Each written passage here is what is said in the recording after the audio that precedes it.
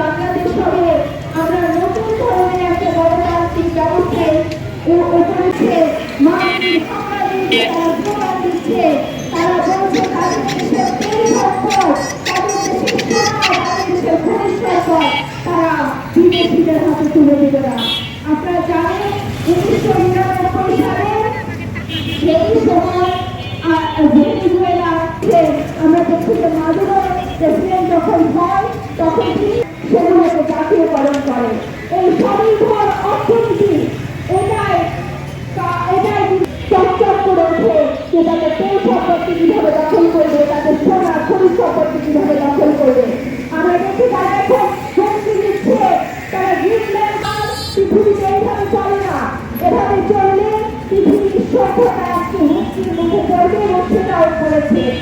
জেলা যুক্ত ফ্রন্টের পক্ষ থেকে আজকে এই প্রতিবাদ সমাবেশের আয়োজন করেছি।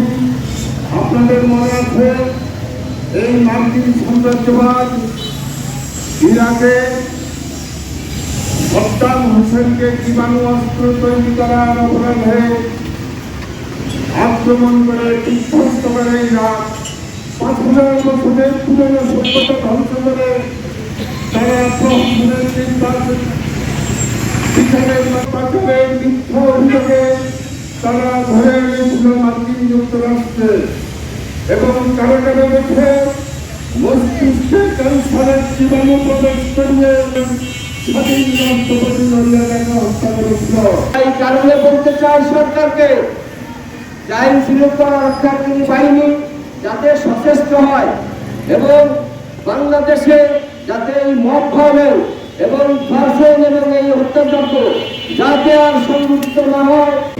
যে কিনা একটি সংস্থায় চাকরি করত বাড়ি ফেরার পথে সমন্বয়ক, আপনারা জানেন যে গত